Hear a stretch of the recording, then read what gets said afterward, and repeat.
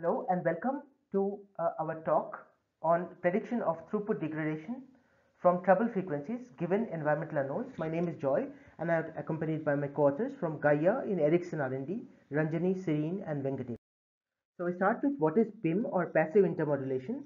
It is a product of downlink transmitters with mixed field uplink interference, and sometimes it occurs when old equipment rusts out, such as rusty bolt effects and moisture and other environmental factors that cannot be always predicted, and it causes interference in the uplink. It distorts the frequency bands of the receivers and disrupts the communication channel. It's difficult for the networks or the network operators to learn or predict in advance the effects of the PIM.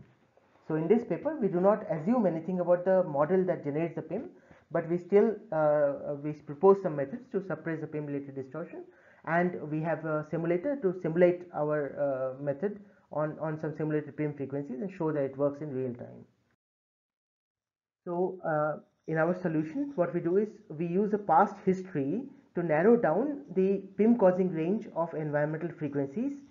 Then we do a binary search to narrow down the actual PIM frequency along with some reinforcement learning and ML model also. So we have a combination of models, and eventually we get the actual PIM causing frequency, which way then we go to the PIM frequency avoidance or the cancellation module so that we can cancel the PIM. So there are a few use cases for the same. For one, we do not know the F1 and F2 PIM causing frequencies for the uplink for the same operator.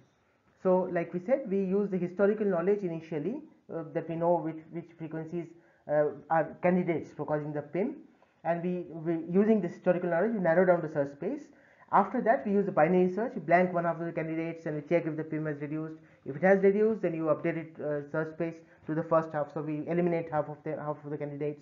If not, we update the second half, and we continue like this using binary search until we get the frequency of the PIM causing frequency as only one frequency, F12.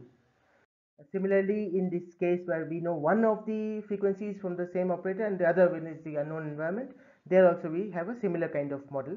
We blank half of the frequencies between the range, the frequency range, and check if the PIM has reduced. If it has, then we update the search space to the first half. We keep on decreasing number of candidates until we can get one singleton set.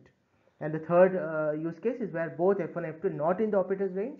Then we just simply don't use that UL frequency for that PRB, and then we shift to another physical resource block. Once we know what is the frequency of the PIM causing, what is the frequency at which PIM is caused, then we have the algorithm of PIM cancellation that is already there in other various papers, in which we can do any of the following, such as change the frequency of the network to avoid the PIM frequency, or else you know the PIM frequency, so you just cancel the PIM frequency. And here also for the three use cases where F1 F2 are both from the same operator and known, or F1 alone is from one operator or not from neither of the operators, we have the PIM cancellation.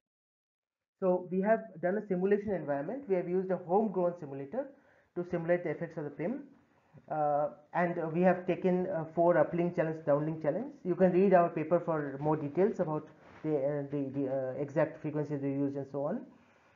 But we have a range of frequencies, and for each of these ranges we have used our PIM cancellation PIM identification module using the binary search and reinforced learning combination to get the PIM causing frequency. And these results in this graph show that our model actually converges for 10 iterations, which is a big improvement on the current state of the art. So even though we do not know the PIM causing frequency in the environment, we can still make our model converge over a few iterations using our reinforcement learning, bandit and other approaches basically. So for use case scenario, this can be used for telecom operators, where the telecom operator has a frequency which comes in the frequency band, and there is a second telecom operator whose region is also in the same frequency band, but both together will cause PIM. That is one of the use cases. Another can be an IoT use case in a smart home. Another can be in smart speakers or hearing aids. So anywhere where PIM can come, our algorithm can be used. Finally, to summarize, we have proposed an approach for PIM mitigation detection, and please read our paper and come to the conference and talk to us. Thank you.